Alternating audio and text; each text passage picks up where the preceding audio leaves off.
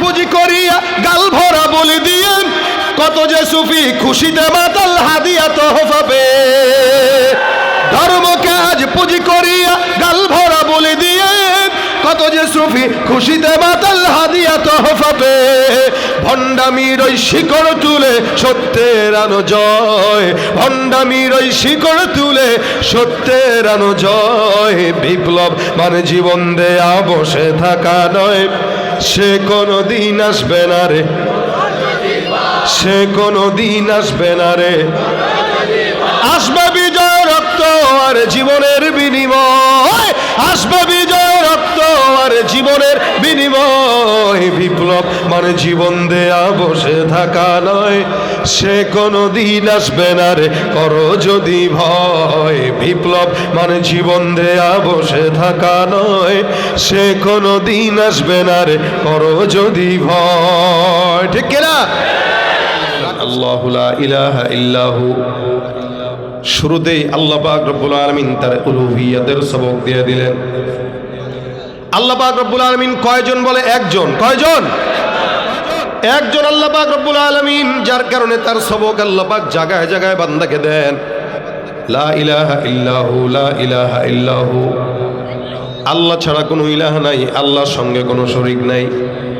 হে মুসলমান, এই যে আল্লাহ পাক রব্বুল আলামিন আসমান আর জমিনের মালিক, এই গোটা আসমান আর জমিন যে আল্লাহ সৃষ্টি করেছেন, এটা আমরাও যেমন স্বীকার করি, ইহুদি নাসারাও স্বীকার করে।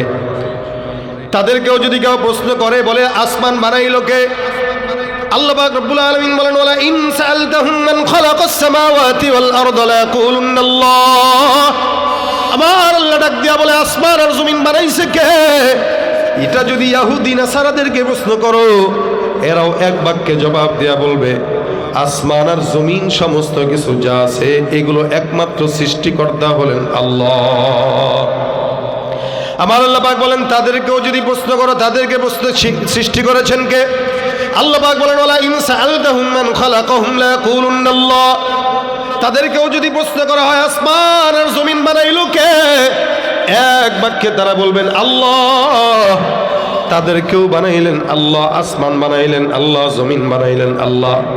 তারা আল্লাহকেও মানে, আবার আল্লাহর সঙ্গে অন্য কাউরে শরীক করে নেয়, যার কারণে সূর্যের পূজা করে, চন্দ্রের পূজা করে, আসমানের পূজা করে, কখনো গাছের পূজা করে, হাজারের পূজা করে, নদীর পূজা করে, সাগরের পূজা করে, যেটা পায় হেডারই পূজা করে। এদের আল্লাহর কোনো অভাব নাই। অথচ আল্লাহ পাক রব্বুল আলামিন বলেন, আসমান আর জমিনের ভিতরে আল্লাহ ছাড়া অন্য কোনো রব যদি থাকতো আল্লাহর সঙ্গে, হে মুসলমান, আসমান আর জমিনের ভিতরে আল্লাহ পাক রব্বুল আলামিনের সাথে অন্য কোন রব যদি থাকতো, আমার আল্লাহ বলেন লাফাসাদাতা, এই আসমান আর জমিন সব কিছু ধ্বংস হয়ে যেত। ভাইরা আমার, আল্লাহ পাক রব্বুল আলামিন একজন, যার কারণে আমরা একজনকেই মানি। ইহুদিরা আল্লাহকেও মানে, আবার অন্যকে বিশ্বাস করে। নাসারাও আল্লাহকে মানে, আবার আরেকজনের পূজা করে। যার কারণে আমার আল্লাহ ডাক দেয়া বলেন, ওয়াকালাতিল ইয়াহুদু উযাইরুন ইবনুল্লাহ ওয়া ক্বালাতিন নাসারাল মাসীহু ইবনুল্লাহ। আল্লাহ পাক রব্বুল আলামিন বলেন, ইহুদিরা আল্লাহকেও মানে, আল্লাহর সঙ্গে আবার শরীকও করে। তারা বলে হযরত উযাইর নামে একজন পয়গম্বর ছিল। ইহুদিরা বলে হযরত উযাইর হলো আল্লাহর সন্তান। নাউযুবিল্লাহ। নাসারা বলে ওয়াকালাতিন নাসারাল মাসীহু ইবনুল্লাহ, নাসারা বলে ঈসা হলো আল্লাহর সন্তান। হে মুসলমান নবীর উম্মত, গোটা জমিনেও আল্লাহর সৃষ্টি, এটা তারা স্বীকার করে, আবার আল্লাহর সঙ্গে আরেকজনকেও শরীক করে দেয়। আর আমরা মুসলমান যারা আছে, আমরা এক বাক্যে বলি কুল হুয়াল্লাহু আহাদ আল্লাহুস সামাদ লাম ইয়ালিদ ওয়া লাম ইউলাদ ওয়া লাম ইয়াকুল লাহু কুফুয়ান আহাদ। আমাদের হায়াত যতদিন পর্যন্ত আছে, এক বিন্দু শরীরে রক্ত থাকা পর্যন্ত অবস্থায় এক বাক্যে যেই কথা স্বীকার করি, মরণ পর্যন্ত এই কথা স্বীকার করব, সেটা হলেন আমাদের রব কয়জন। তুমি পারো করতে মোচন অভাব দুঃখী লোকের, তুমি পরম মুক্তি মুক্তিদাতা মালিকে জগতের, তোমার কাছে চাই যে পানা, তোমার কাছে চাই যে পানা, আমরা প্রতিদিন তোমার দয়ায় পূর্ণ আমার সারা নিশিদিন। কয়জন? তারা আল্লাহকে মানে আবার অন্য কেউ শরীক করে, আমরা আল্লাহকে মানি কিন্তু আর কাউরে শরীক করি না। আল্লাহ পাক রব্বুল আলামিন এই শিক্ষা প্রত্যেকটা নবী রাসূলদেরকে দিয়েছেন, এই সবকটাও তারা উম্মতকে দিয়েছে, যার কারণে আদম পয়গম্বর থেকে মুহাম্মদুর রাসূলুল্লাহ পর্যন্ত প্রত্যেকটা নবীর একটাই মাকসাদ ছিল, এক আল্লাহর ইবাদতের জন্য বান্দাকে ডাকা। এখানে আল্লাহ পাক বলেন আল্লাহু লা ইলাহা ইল্লাহু, আল্লাহ এমন একজন, তিনি ছাড়া কোনো ইলাহ নেই, তিনি একমাত্র মালিক। আল্লাহ ছাড়া অন্য কোনো রব নাই, তার সঙ্গে শরীক চলবে না। তার এমন একটা শক্তি, যেই শক্তি চিরদিন থাকে, কোনোদিন শেষ হয় না। আর তিনি এমন রব যে কোনোদিন ঘুম তো দূরের কথা, ঝিমানিও আসেন না। এখানে দুইটা শব্দ আল্লাহ পাক রব্বুল আলামিন ব্যবহার করেছেন, যে দুইটা শব্দ এত এত পছন্দনীয় মাওলার দরবারে। আমার নবী বলেন, কোন ইমানদার মুমিন বান্দা যদি ইয়া হাইয়ু ইয়া কাইয়ুম বলে আমার মাওলারে ডাক দেয়, আমার আল্লাহ ওই বান্দার সব মনের চাওয়া পূরণ করে নেয়। সাহাবা একরাম বদরের যুদ্ধে গেলেন যুদ্ধ করার জন্য। আমার পয়গম্বর যুদ্ধের জন্য কোনো তৈয়ারি ছিল না। সাহাবা একরাম যুদ্ধের ময়দানে যাবেন, জিহাদ করবেন রমজানের হালত। আল্লাহর নবী সাল্লাল্লাহু আলাইহি ওয়াসাল্লাম তাবুর মধ্যে সেজদারত অবস্থায় 313 জন সাহাবা আজমাইনের মোকাবেলায় কাফের কয়জন বলে 1000। আল্লাহর পয়গম্বর তাবুর ভিতরে সেজদা দিয়া ইয়া হাইয়ু ইয়া কাইয়ুম বলে কান্না করে। সাহাবা আজমাইনদের কাছে তরবারি নাই, ঘোড়া নাই, উট নাই, সব সাহাবা আজমাইন ভীত সন্ত্রস্ত।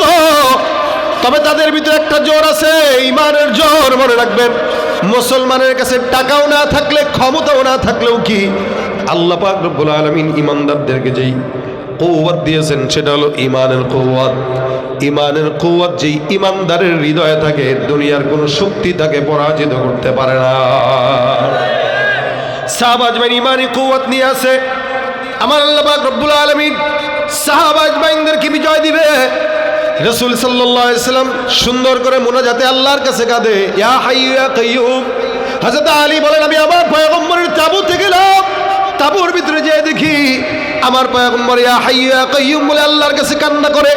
আমি আবার যুদ্ধের ময়দানে গেলাম, আবার আসলাম, আবার গেলাম, আবার আসলাম। যতবার পয়গম্বরের কাছে গেলাম, ততবার আমার পয়গম্বরকে একটা শব্দই বলতে শুনলাম। এই শব্দ দিয়ে আমার আল্লাহকে আমার নবী ডাকতেছেন। আমি আমার পয়গম্বরের কাছে আসি, আবার যাই। জিহাদের ময়দানে সাহাবা একরাম কেমন অসহায় অসহায় হয়ে আছে।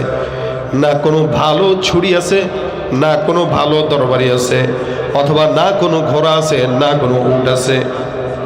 এমন দুর্বলতার অবস্থায় সাহাবা একরাম দুর্বল দুর্বল ভাব। আমার পয়গম্বর দোয়া করে, আমি যখন তৃতীয়বারের মাথায় আবার যুদ্ধের ময়দানে গেলাম, আল্লাহর কসম করে বলছি, যুদ্ধের ময়দানে যাওয়ার পর আমার কাছে মনে হলো আসমান থেকে সাদা পোশাকওয়ালা ফেরেশতা সাহাবা আজমাইনদের সঙ্গে যুদ্ধ করা শুরু করে দিল। আল্লাহ পাক রব্বুল আলামিন বলেন, লাকাদ নাসারাকুমুল্লাহ বিবাদরি ওয়া আনতুম আযিল্লা। সাহাবা আজমাইন ছিল দুর্বল। আমি আল্লাহ পাক রব্বুল আলামিন বদরের যুদ্ধে আমার ফেরেশতার মাধ্যমে আমার সাহাবা আজমাইনদেরকে বিজয় দিয়েছি। কে দিয়েছেন? কয়জন? একজনই। ভাই, দুইজন আল্লাহ হইলে প্যাস লাগতো। দাউদ কান্দির ওয়ালারা বলতো, আল্লাহ আজকে বৃষ্টি দাও। এক আল্লাহ কইতো এই এলাকায় বৃষ্টি হবে, আর এক আল্লাহ কইতো না এই এলাকার লোকগুলো আমার বেশি তাবে, এদেরকে বৃষ্টি দিব না। লাগতো দুই সরকারের ভিতরে দ্বন্দ্ব, আর সরকার দুইটার ভিতরে দ্বন্দ্ব লাগলে জনগণের ভিতরে আরো বেশি দ্বন্দ্ব লাগে, ঠিক না? নেতা বেশি হইলে মুশকিল। বর্তমান দেখেন না, সবাই নেতা, সবাই জনগণ। এ কারণে মুশকিলও বেশি না কম? কথা কয় না, বেশি না কম? নেতা বেশি, মুশকিল বেশি। মুশকিল বেশি, ঝগড়াঝাটি বেশি। তাই এই জন্য আল্লাহ একজন, কোনো মুশকিল নাই, যা মন চায় তাই করতে পারেন, কারো কাছে জিজ্ঞাসা করার প্রয়োজন, এটাই আল্লাহ। এই পরিচয় আল্লাহ পাক তুলে ধরলেন। হাইয়ুন কাইয়ুম বলে আল্লাহ পাকের শক্তি আল্লাহ পাক প্রকাশ করলেন। আল্লাহ পাক রব্বুল আলামিন বলেন, এমন রব তোমরা যাদেরকে মানো, তোমরা যাকে মানো, সে রব ঘুম তো দূরের কথা কোনোদিন ঝিমায়ও না। এ মুসলমান, যাদের ঘুম হয় না তারা জানে ঘুম না হইলে মেজাজটা খিটখিটে থাকে। বলেন তো, আল্লাহর যদি ঘুম দরকার হইতো আর রাত্রিবেলা আপনি একজন এদিক দিয়ে কয় আল্লাহরে আমারে ভোট দরকার, আরেকজন আল্লাহরে কবে আল্লাহ আমার একটু বাজার সদাই করবো, টাকা পয়সা দরকার, আরেকজন বলবে আল্লাহ আমার আগামীকাল চাকরি দরকার। আল্লাহর যদি ঘুম দরকার হইতো আর ঘুম ঠিক মতো না হইতো, কোটি কোটি বান্দা কজনের কথা শুনতো একসাথে। এখন এই ঘুমটা না হইলে মেজাজটাও তো খারাপ থাকতো। আপনি আমি যদি চাইতাম আল্লাহ তো পিনায় আমাদেরকে সোজা করে দিতে, বাট আমরা ঘুমাই দিতে তারপরে চা কেমনে শুনতো মালিক এতগুলো মানুষের কথা। এখানে রব তাকেই সাজে যার কোনো হাজত লাগে না, যে কারো থেকে জন্ম নেয় না, কাউকে জন্ম দেয় না, কোনোদিন বাজার লাগে না, বিয়ে লাগে না, সন্তান হয় না, পিতাও হওয়া লাগে না, আলাদা তার সঙ্গে কোনো শরীকও থাকে না। এমন একজন রব তিনি আল্লাহ, যিনি একক, তার সঙ্গে অন্য কোনো শরীক। সব স্বীকারোক্তি আল্লাহ পাক এখানে দিয়ে দিয়েছেন। এই জন্য আল্লাহ পাক রব্বুল আলামিন হাবিব বলেন, এটা ইসমে আজম, এটা এমন একটা দোয়া, এমন একটা দুরূদ, এমন একটা দোয়া, এমন একটা আয়াত, যে আয়াতটা বান্দা যত মুসিবতের মধ্যে পড়ুক না কেন আল্লাহ পাক রব্বুল আলামিন বান্দার মুসিবত দূর করে দিবেন। বিশেষ করে জিন্নাতের শয়তানের ওয়াসওয়াসা আয়াতুল কুরসি পাঠ করার কারণে আল্লাহ পাক বদনজর জিন্নাতের শয়তানের ওয়াসওয়াসা থেকে আল্লাহ নিজে কুদরতি ভাবে হেফাজত করেন। হযরত আবু হুরায়রা রাদিয়াল্লাহু তাআলা আনহু একজন সাহাবী, বেশি হাদিস বর্ণনাওয়ালা সাহাবী। উনি ঘটনা বর্ণনা করে, আল্লাহ পাক রব্বুল আলামিনের পয়গম্বর আমাকে একবার কিছু আমানতের মাল, সাদাকার মাল আল্লাহর নবী আমার কাছে আমানত রাখলেন। আবু হুরায়রা, এই মালগুলোর দেখা তোমার দায়িত্ব। রাসূল আমার কাছে কিছু খেজুরের বিশাল বড় স্তূপ দিয়া বললেন, এগুলোর হেফাজতের দায়িত্ব তোমার। আবু হুরায়রা রাদিয়াল্লাহু তাআলা আনহু বলেন, আমি যখন খেজুরের স্তূপগুলো আমার ঘরের এক কোণায় রাখলাম, ইবাদত করি, রাতের বেলা নামাজ পড়ি, হঠাৎ করে তাকায় দেখি একটা চোর আমার ঘরের মধ্যে হাজির হয়ে গেল। আবু হুরায়রা রাদিয়াল্লাহু তাআলা আনহু চোরটাকে ধরলেন। খুব বুঝবেন হাদিসের ঘটনা, চোরকে আবু হুরায়রা রাদিয়াল্লাহু তাআলা আনহু ধরলেন। চোরটা ধরার পর আবু হুরায়রা বলেন, ব্যাপারটা কি? জনগণের আমানতের মাল থেকে চুরি করা তোর এত অভ্যাস কেন? বল, তুই কেন চুরি করতে আসলি? আমাদের সমাজে এমন কিছু মানুষ আমরা অতীতেও দেখেছি, এখনো দেখি, যাদের সমস্ত দৃষ্টি সব জনগণের সম্পদের দিকে। নিজে কামাইতে পারে না, বাস কামাইবেন আপনি কবে দে আমার দে, কামাইবেন আপনি কবে আমারে দে, এ হলো হাল। আবু হুরায়রা তাকে ধরলেন, ধরার পরে বললেন, চল নবীর কাছে নিয়ে যাব। চোরটা ধরা খাওয়ার পর চোখের পানি ছেড়ে কান্দে, আর ডাক দিয়া বলে, কি ব্যাপার, কান্নাকাটি করো কেন? বলে, ভাই ঘরের ভিতরে মা খাবার পায় না, সন্তান খাবার পায় না, যার কারণে আমি চুরি করার জন্য আসছি। চোখের পানি নাকের পানি একসঙ্গে করে ফেলছে। আবু হুরায়রা রাদিয়াল্লাহু তাআলা আনহু দয়া লাগছেন, ছেড়ে দিয়েছেন। চোর মশাই চলে যায় ফজরের নামাজে মসজিদ নববীর দিকে। যখন আবু হুরায়রা রাদিয়াল্লাহু তাআলা আনহু যায়, নামাজের পরে রাসূল ডাক দিয়া বলেন, কি ব্যাপার আবু হুরায়রা, গত রাতে যেই চোরটা তোমার ঘরে চুরি করার জন্য গিয়েছিল সেই চোরটা কোথায়? আবু হুরায়রা বলেন, ইয়া রাসূলুল্লাহ, গত রাতে যেই চোর আসছিল, চোরটা অভাবের কারণে চুরি করছে, যার কারণে তারে ছেড়ে দিয়েছি। মনে রাখবেন, একটা চোর যতবার হাজারবার চুরি করুক না কেন, হাজারবার চুরি করার পরেও যখন ধরা খায়, ওয়াদা করে আর জীবনে চুরি করবে না। এটা তাদের স্বভাব। 1000 বার চুরি করে ধরা খাইলেও সে বলবে আর কোনোদিন চুরি করবো না। এটা তো স্বভাব, চোর স্বভাব। বলছে তুমি ছেড়ে দিছো। এ আবু হুরায়রা, তুমি মনে রাখো, এই চোর আজকে রাতেও তোমার ঘরে আবার ঢুকবে। আল্লাহর নবী বলছেন, মানে ঢুকবে কি ঢুকবে না? 100% ঢুকবে। আচ্ছা বলেন, আবু হুরায়রার কাছে যে ঘরে চোর গেল চুরি করার জন্য, নবী তো ছিলেন না? ছিলেন। নবী কেমনে জানলেন? জানাইছেন কে?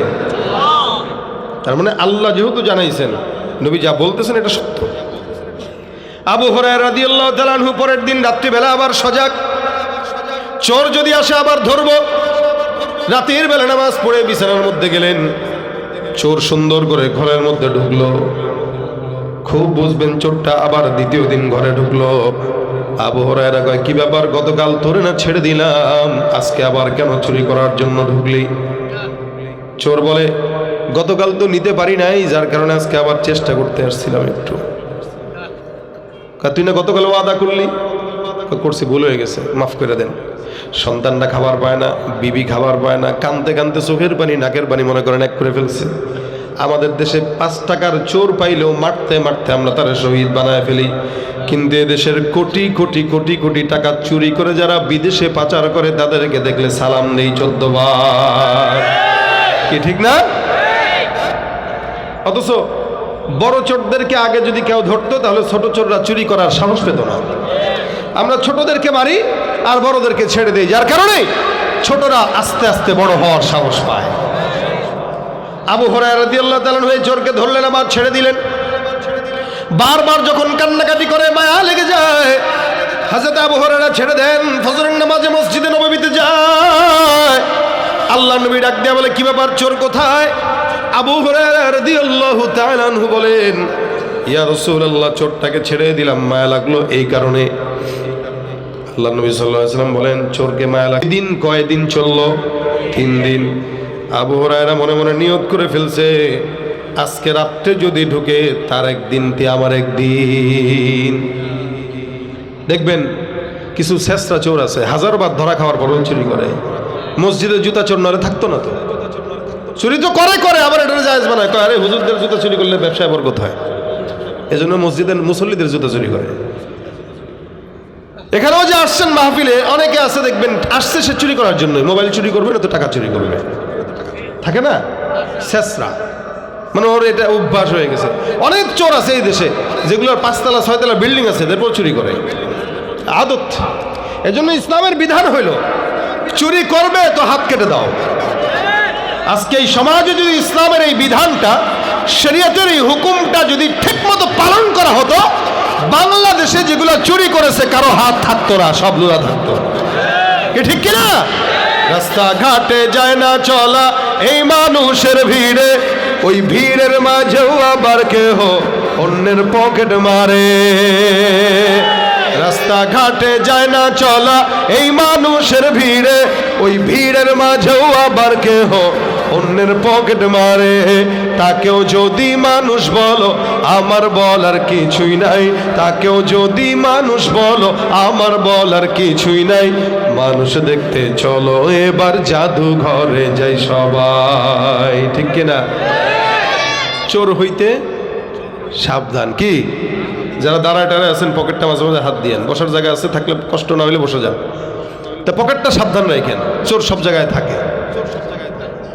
হযরত আবু হুরায়রা রাদিয়াল্লাহু তাআলা আনহু বলেন, আমি 3য় দিন প্রস্তুত পরিপূর্ণ, যদি আজকে চোর আসে অবশ্যই নবীর কাছে নেওয়া লাগবে, কারণ এটা নিয়ে কয়দিন? 3 দিন। পরের দিন রাত্রেবেলা আবু হুরায়রা রাদিয়াল্লাহু তাআলা আনহু ঘরের ভিতরে নামাজ কালাম আদায় করলেন। রাত্রিবেলা পাহারা দিতে দিতে হঠাৎ করে তাকায় দেখে চোর মশাই হাজির। আবু হুরায়রা রাদিয়াল্লাহু তাআলা পিছন থেকে জাপটি দেয়া ধরছে, ডাক দিয়া বলে, কি ব্যাপার, আজকে আবার তুই আসছিস না? গত 2 রাত তুই আসলি, তোরে ছেড়ে দিছি, আজকে আর কোনো ছাড়াছাড়ি নাই, আজকে তোর বিচার স্বয়ং করবেন দো জাহানের সরদার।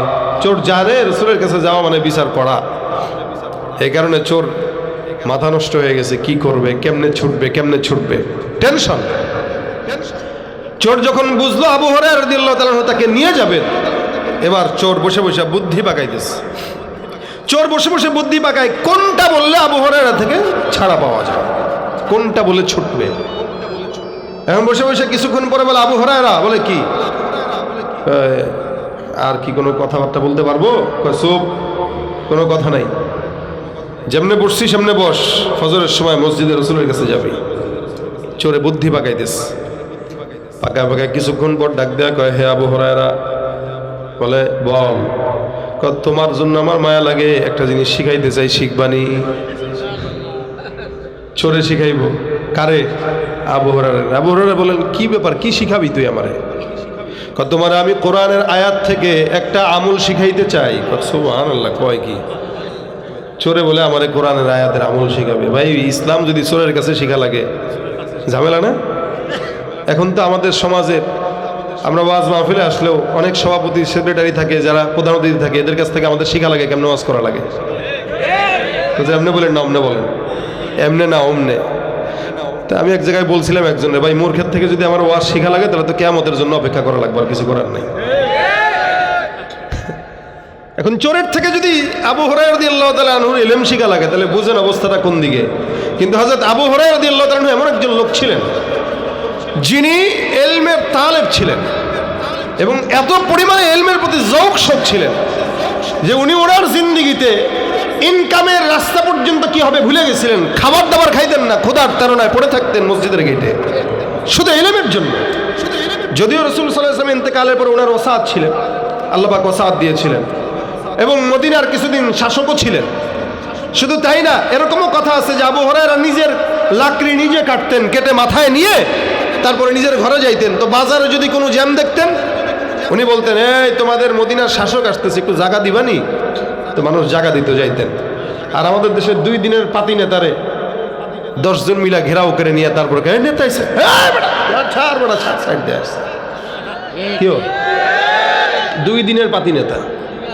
আর আবু হুরায়রা রাদিয়াল্লাহু তাআলার হালত দেখেন, শাসক বলতেছেন তোমাদের শাসক আসছে, জায়গা দাও।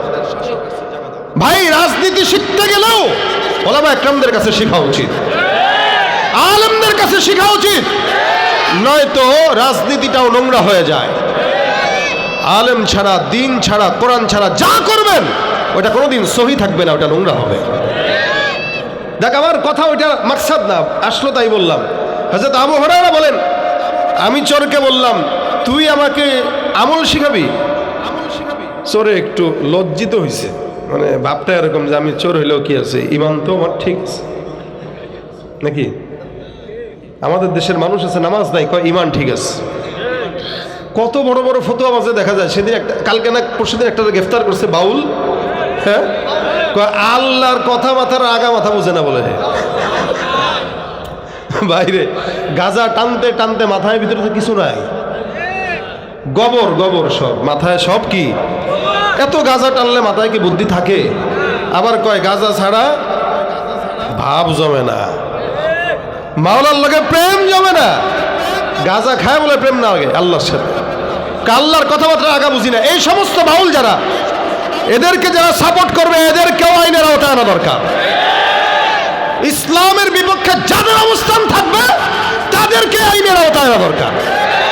ভাই আপনার দলের নেতা যা বলে বলুক ওটা ভিন্ন হিসাব, কিন্তু আপনি যদি দেখেন আপনার দলের নেতা পর্যন্ত ইসলামের বিরুদ্ধে গিয়েছে, হাত্তাকে আপনার মা বাবা পর্যন্ত ইসলামের বিরুদ্ধে গিয়েছে, আপনার উচিত ওই মা বাবার কথা অমান্য করা। যে মা বাবা আপনাকে ইসলামের বিরুদ্ধে চলতে আগ্রহ দেয়, ওই মা বাবার কথাও শোনা যায় না। লা তাআতা লিমাখলুকিন ফি মাসিয়াতিল খালিক। আল্লাহকে বেজার করবেন আর নেতায় খুশি হবে, এরকম নেতা মানার চাইতে রিকশা চালায় খাওয়া ভালো। ভাই রিকশা চালায় খাওয়া ভালো। আগে কে, উপরে কে? আল্লাহ আমাদেরকে তার গোলামি করার তৌফিক দান করুন, আমিন। হযরত আবু হুরায়রা বলেন, বলো শিখাও। কয় এমনি এমনি? তাহলে কি শর্ত আছে? আরে বাপরে বাপ, শর্ত আছে আবার? কি শর্ত? আমি তোমারে শিখাবো, তুমি আমারে ছেড়ে দিবা। কয় রে ভাই রে, এটা কোনো কথা? তুই আমার এমনি শিখা? না না ছাড়লে শিখাবো, তবে এটা মাথায় রাখো, যেটা শিখবা ওইটা আমার ছাড়ার চাইতেও দামি। তার মানে তুমি জানো না। আবু হুরায়রা বলেন, ঠিক আছে, যদি আমি না জানি তাহলে তোমাকে আমি ছাড়তে পারি, তুমি বলো, শোনাও। চোর মশাই এবার সুন্দর করে আয়াতুল কুরসির সর্বটুকু, যতটুকু আয়াতুল কুরসি অতটুকু তেলাওয়াত করে শোনায় দিলেন। দিয়া বলতেছেন, শোনো, এই যে আয়াতটা দেখছো যেটা আমি পড়লাম, এটা এত ফজিলতপূর্ণ আয়াত। এই আয়াত যদি তুমি সকালবেলা পড়ো তো রাত পর্যন্ত আল্লাহর জিম্মায় আল্লাহ তোমারে নিয়ে নেবেন। আবার যদি রাতের বেলা পড়ো তো শয়তান জিন্নাতের ওয়াসওয়াসা অনিষ্টতা থেকে আল্লাহ তোমার হেফাজত করবেন। সুবহানাল্লাহ, আস্তে কইলেন। এই এলেম তো ওই দিনের আগ পর্যন্ত কেউ জানে না। ওই দিন ঘটনা ঘটছে দেখে না আমরা জানছি, এই ঘটনা না ঘটলে আমরা কিভাবে জানতাম? আল্লাহ পাক এই পর্যন্ত দিয়েছেন এই ঘটনা দিয়ে। আবু হুরায়রা রাদিয়াল্লাহু তাআলা আনহু বলেন, আরে কথা তো সুন্দর, আমি তো আসলেই আমলটা জানতাম না, আসলেই কি তাই? বলে হ্যাঁ আসলেই তাই। সকালে পড়বা আর রাত্রে পড়বা, সারা দিনের জিম্মাদারি আমার মাওলায় ফেরেশতার মাধ্যমে নিয়ে নেবেন। সুবহানাল্লাহ। চোররে ছেড়ে দিস, চোর চলে গেছে। সকালবেলা নবীর কাছে গেছেন, নবী ডাক দিয়া বলেন কি ব্যাপার, চোর কোথায়? আবু হুরায়রা রাদিয়াল্লাহু তাআলা আনহু বলেন হুজুর চোরটা ছেড়ে দিছি, কাহিনী ঘটে গেছে। আল্লাহ নবী বলেন প্রতিদিনই তোমার সঙ্গে কাহিনী ঘটে, কি হয়েছে একটু বলো তো, আমারে শোনাও। আল্লাহ রাসূলের সাহাবী আবু হুরায়রা রাদিয়াল্লাহু তাআলা আনহু বর্ণনা করেন, নবী চোরটা আমার একটা আমলের কথা শোনাইছে আর শর্ত দিয়েছে যদি আমল পছন্দ হয় তাহলে ছেড়ে দিব। সে আমাকে বলেছে আয়াতুল কুরসি যদি কেউ রাতের বেলা আর সকালবেলা তেলাওয়াত করে, আমার আল্লাহ তার সারা দিনের জিম্মাদারি আল্লাহর কুদরতের কাছে নিয়ে নেয়।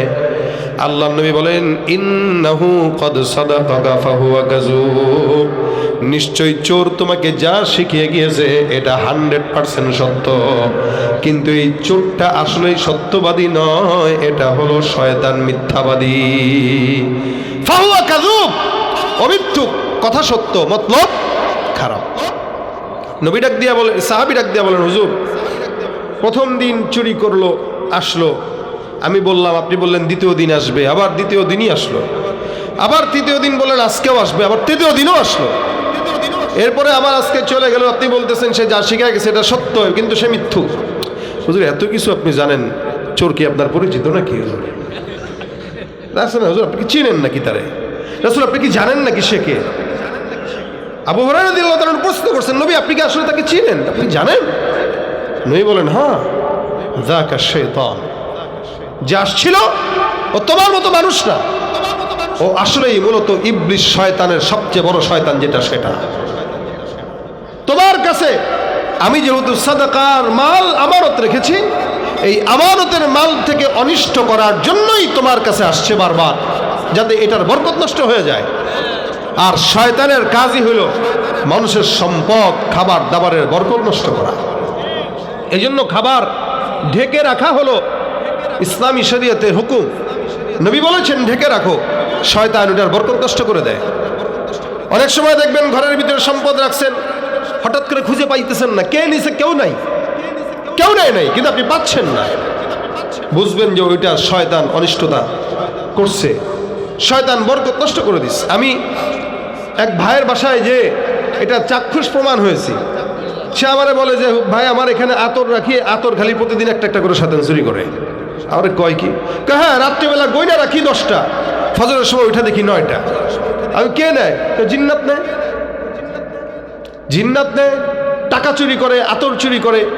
তার মানে ওরা অনিষ্টতা করে, আমাদের সব কিছু নষ্ট করতে চায়। এই জন্য আমল আছে, রাসূল বলেন এটা পড়বা তো রাতের বেলা তোমার সমস্ত কিছুর জিম্মাদারি আল্লাহ নিবেন, দিনের বেলার জিম্মাদারিও আল্লাহ নিবেন। এজন্য সম্পদ রাখলে আয়াতুল কুরসি টুসি করে ফু দিয়েন। নিজের সন্তান অনেক সময় কান্নাকাটি করে, মা বাবা নিলেও থামে না, সন্তান নিলেও থামে না, অথবা ভাই বোন নিলেও থামে না, কাঁদতেছে তো কাঁদতেছেই, আলাতুল কাঁদতেছে। তো কি করবেন? সন্তানটাকে বুকে নিয়ে আয়াতুল কুরসি পড়ে ফু দিয়ে দেন।